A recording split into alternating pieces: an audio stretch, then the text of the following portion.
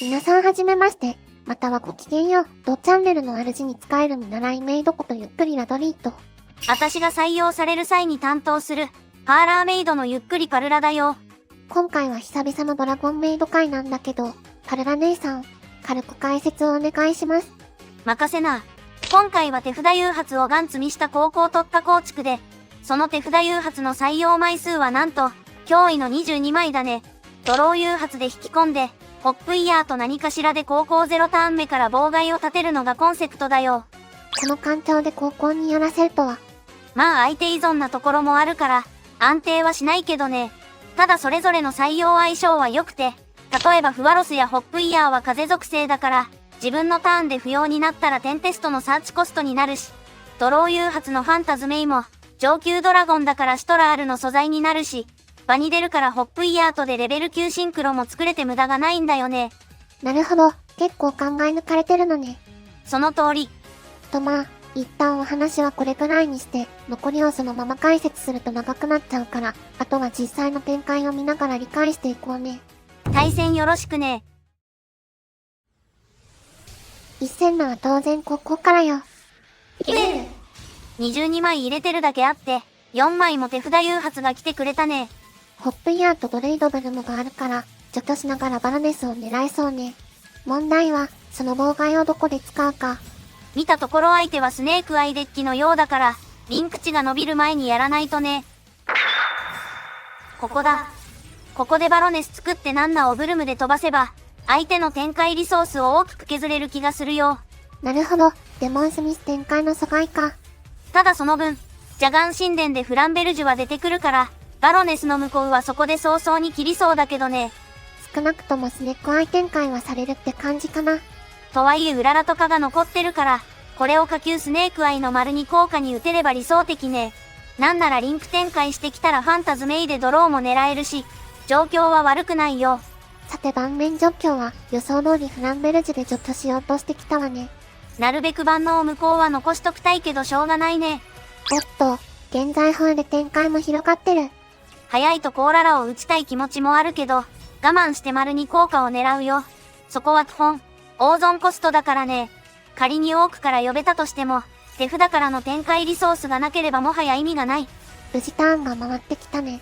温存していたファンタズメイが上級ドラゴンだから、シトラールは出せそうだね。おっと、ここでフワロスか。とはいえこのデッキは、自分ターンにおける展開力が乏しいからドローさせることはほぼないよ。相手ターンで動くことに全振りしてるもんね。だから逆に、先行を渡されると貧弱な盤面で返すことになるよ。天体竜の3のバック。先行を私に譲るのはやめてね。してデュエルの方は、1枚ドローはされたけどシトラールを構えれたし。スタンバイフェーズではバロネスから対象無効妨害のファンタズメイを蘇生できるから、最低限の耐性と妨害を用意できたよ。相手は先行で何もできず心が折れてサレンダー。対戦ありがとね。ございました。刺さる相手で助かった。ここまで見てわかる通り、結構相手依存な上に手札誘発の噛み合いも重要なんだよね。ホップイヤーまたはドロー誘発のどっちかが通ってくれれば、高校0ターンの妨害が成立する感じかな。通らなければシアルのみ。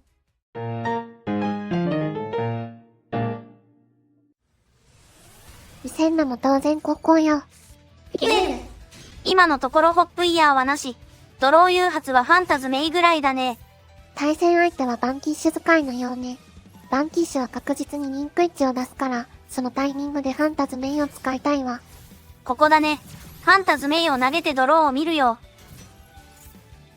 ウララとダークエンドを引けたね。ダークエンドはシュトラール出すのにも使えるし、まくりにも使えるから便利なのよね。問題は相手の墓地に光闇がないから、ビーステッドを出しづらいな。なんか変なカード採用されてるんだけど。地味にだるいな。このデッキは手札から色々使うから、ライフが大きく削れるのは確定ね。先に墓地へ光闇を送りたいから、闇属性上級ドラゴンのファンタズメイを素材にシュトラールを出すよ。ここでバンキッシュを展開してくるか。ひとまずこのターンに引いた G を投げるよ。あらら、墓穴があったか。とはいえサーチ効果に対してはうらら投げね。バンキッシュ相手に手札は増やさせないよ。サーオメシガエ発動。あたしとファンタズメイで融合召喚。現れて、ドラゴンメイドシトラール。これで相手の伏せに対する牽制もできたね。ドルイドブルムの除去効果を使いたいから、場に出してからダークエンドで融合をするよ。SS コストにもなる原生竜は、光闇の素材の数だけ盤面除去できるからまくりに使えるのよね。ここでまたバンキッシュ展開か。最悪シトラールで止めれるし、そこまで気にしなくていいわね。表示形式を変えるだけなら気にしなくていいね。そのままダークエンド効果を使って融合召喚。原生竜で変なカードと伏せを除去よ。さらにドルイドブルムでモンスターも除去ね。裏守備にしてくる妨害か。さすがにシトラールの無効を使うよ。守備にされてたけど、これで攻撃表示のハスキーを出せるね。さらにドルイドブルムが墓地へ行ってくれたことで、マグナムートを出せるから次のターンの妨害も用意できるよ。殴った後は天球も構えれるね。みんな総攻撃よ。メイン2で原生竜とマグナムートを天球に変換。エンドにバルドレイクをサーチよ。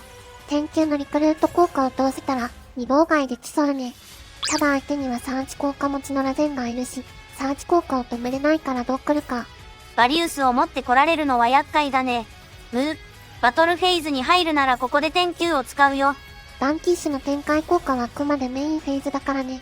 これでバルドレイクの構えと、サロにいるからルベリオンでリソース回復も狙えるよ。まあ殴れば勝ちだけどね。盤面除去で相手のリソースを大きく削れたから、リソース差をつけて勝つことができたわ。対戦ありがとね。ありがとうございました。ホップイヤーなしでも意外と勝てるね。ビーステッドでも十分手数になるし、除去にも長けているおかげかしら。深淵ドラメに寄せて正解だったね。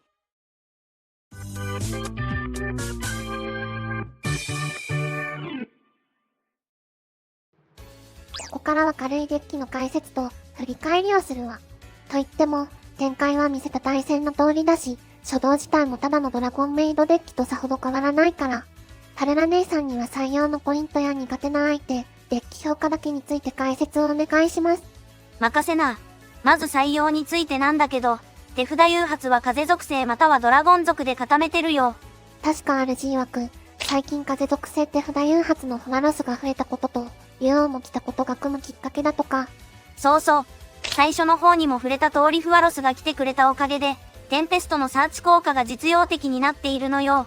それとダークエンドイバポレーションドラゴン単体が優秀で、融合せずとも除去効果を備えているし、2戦目の通り原生竜を出して2枚除去も狙えたりするから、竜王を採用しなくてもまくりだけで性能完結してるんだよね。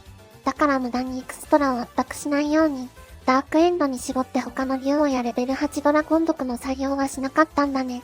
今回はあくまで高校取ったのまくりだからね、先行前提の竜王はいらないのよ。それで苦手な相手なんだけど、光闇を使わないタイプのデックと、あまり展開しない罠デッキやメタビが該当するね。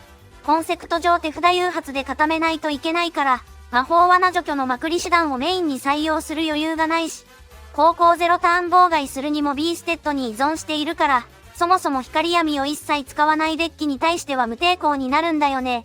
具体的なデッキを挙げると、天体竜、ラビュリンスあたりが該当するかしら。満天体竜に関しては、そもそも先行を譲ってくるのも理由に含まれそうだけど。先行譲るのだけは本当にやめてね。あと最後に、デッキ評価についてなんだけど、こんな感じよ。めったに見ない偏り具合ね。先行盤面が弱いことと、天敗竜に対して絶対に勝てないのが要因よ。とはいえ高校だと勝ちの可能性が割とあるし、誘発の打ちどころの勉強にはなるから、一概には否定できないデッキでもあるね。誘発が揃ってる方や、ドラゴンメイドが好きな方にはある程度おすすめかな。基本汎用だから、組もうと思えば組めそうよね。あとは動画概要欄に今回のデッキレシピを貼ってあるから、よければそちらも見てみてね。というわけで、今回の動画としては以上よ。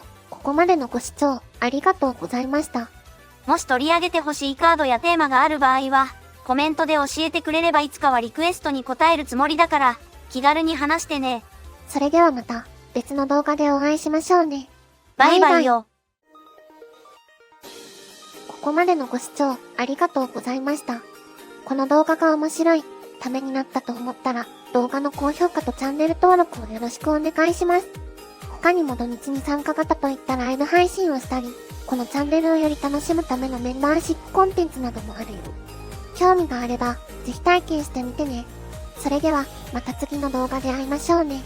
バイバイ。